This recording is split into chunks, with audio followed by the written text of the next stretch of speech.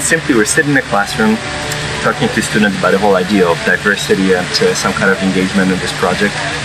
And one of my students, Eric, was sitting over there and he was wearing his Converse that were painted with some characters from Star Trek.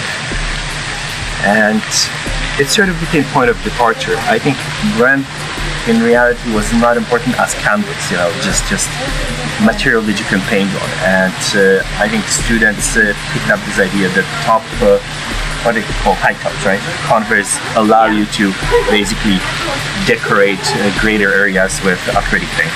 It's kind of touching on ideas of Joseph Beuys, who talked about society being sort of like a social strata of the material of art. I think we're kind of touching a little bit on that, where the artistic project is not necessarily decorating the shoes, but the solving of the problem of the community, of society, bringing some kind of attempt of a solution to existing problems. So one of the students said, imagine that your brother or sister runs around to Haiti after earthquake and they have no shoes and they're cutting their feet. We can provide something that they can put on their feet and they won't be experiencing discomfort of being over there basically barefoot. But there are different artists who work across the same idea, like Melchin, who is looking for cleaning soil from heavy metal pollution or preventing some nomadic cultures from disappearance by creating computer games. So it's a very kind of conceptual approach to art.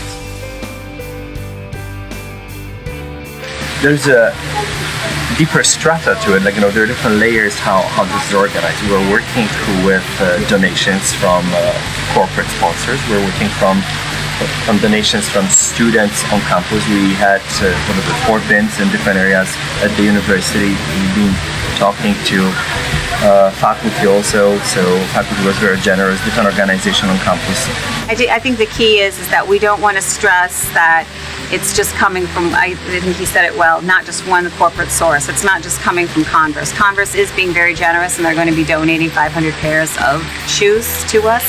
We haven't received them yet, but we definitely are going to be, we have been collecting shoes from faculty, staff, and students, as well as members of the community.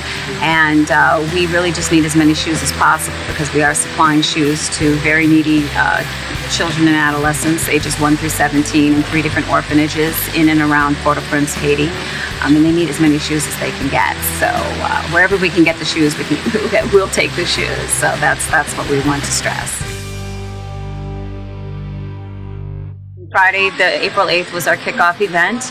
We have about 16 different events so far scheduled throughout FIU campus, as well as within Miami-Dade community, youth centers, cultural centers, as well as various different Miami-Dade public and private schools, elementary, middle, and high schools.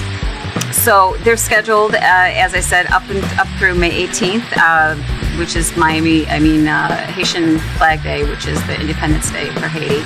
And the shoes actually won't be going with Dr. Pilar Martin, which is a faculty member of FIU Wertheim College of Medicine. She's going to be going down with her team of doctors in probably mid-June. So the shoes won't be going to Haiti until then. But our TAG project is going to run from April 8th until mid-May. So May 18th comes in, is Flag Day. What's going to happen to the shoes? Are you gonna plan like doing an exhibit or? We're working on that. We're working on deciding where the exhibit. Yes, absolutely. So the answer to that is yes.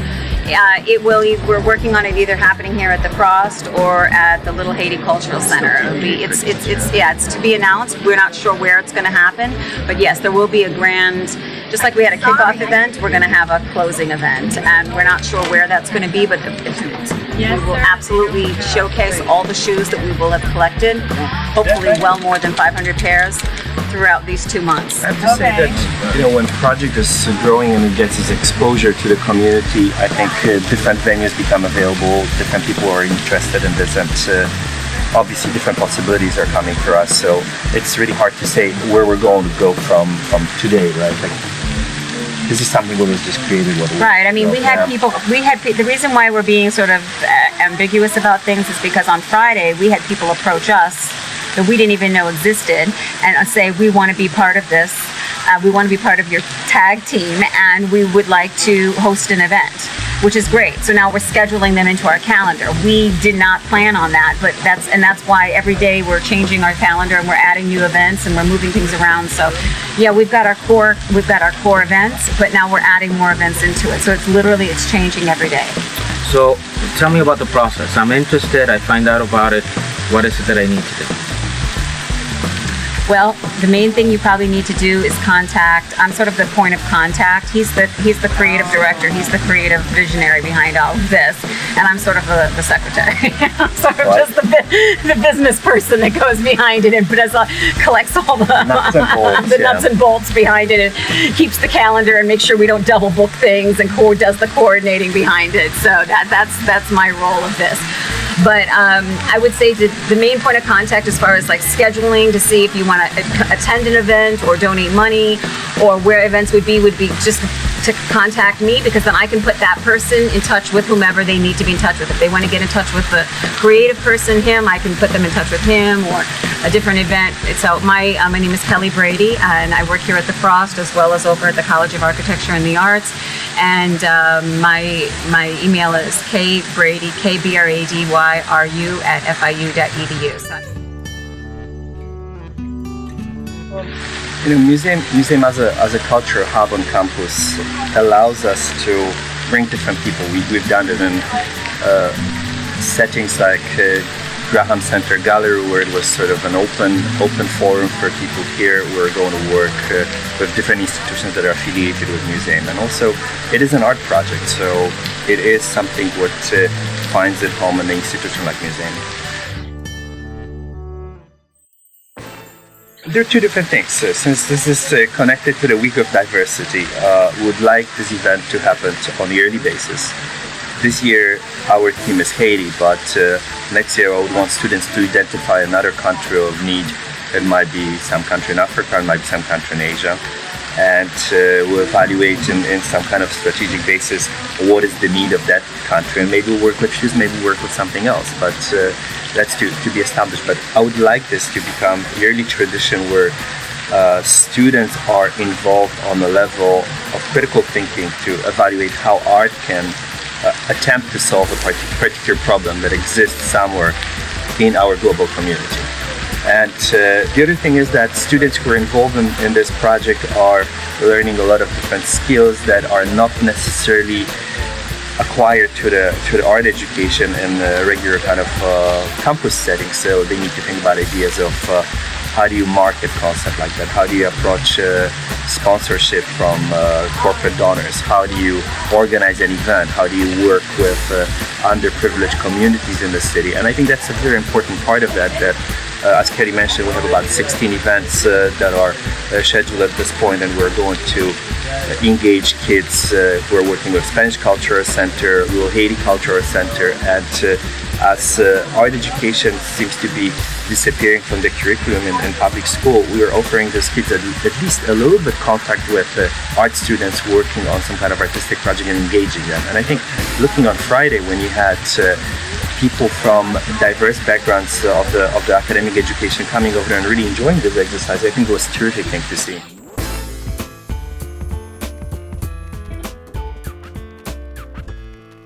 I just really want to say that this is, the concept, the acronym TAG is the art of giving, and this is really emphasizing, especially to our young students here at FIU, is that teaching them that this is taking an art lesson, or taking education out of the classroom, and really, as he said, showing that you cannot do anything really by yourself. You really do need to collaborate.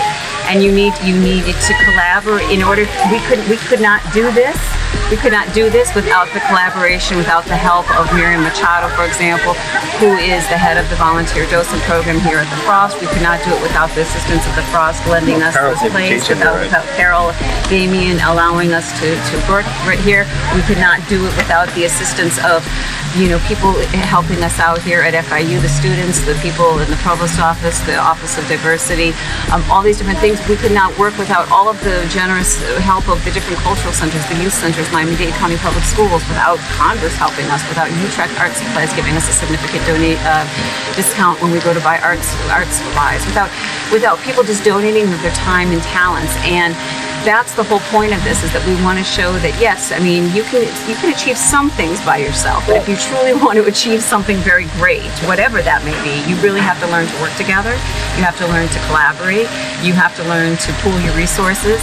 And that's something, especially right now in our government, that we need to learn how to do, is learn to work together. I think the idea of education, of going out of the particular silos of academic discipline and bridging into different people and talking across the board, finding solutions to the problem. Like, I think the idea, because you asked me before, where would I take it in the future? Perhaps, since this is class on the allowing art students to participate in the classwork, I would like to maybe open another segment of the course of some kind of social engagement in arts, and open it up to the whole community, so students from business or pre-med could participate in this and put their brains together and work on ideas. Because I think overall it's about critical thinking. If there are shoes or anything else, it's an idea.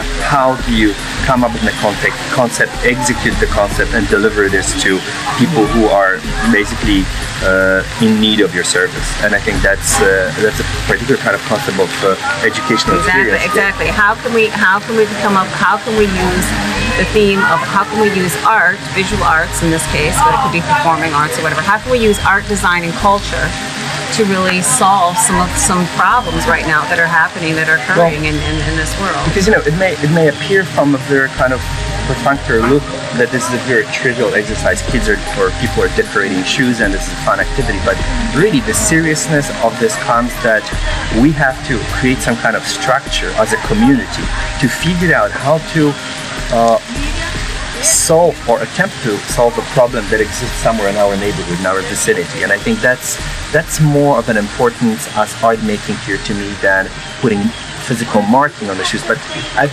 noticed that people really appreciate the activity of art making, which is an interesting kind of aspect here, where you would see people who would tell you, I have only 30 minutes of time here to sit down with you, and they would spend 2 hours working on the shoes because they were basically I think fascinated with this zen-like activity of putting dots on the shoes, which is probably, I think, very rejuvenating in some way when you don't have time for anything, when you're running, when you're always basically looking at your calendar and you're thinking, I need to do this and that, and here you need to clear particular time, and you sit in the community with the art students, with little kids who came over, with graffiti artists from Overtown, and then we're talking about some kind of idea exchanging conflicts. I think that was cool. That's basically it. We don't want to say too much, but we'd rather let the art speak for itself rather than us just have our words say it. Really have it look at it and speak for it. But anyway, that's it. I would like to see smiles on kids' faces wearing those shoes. Let's see.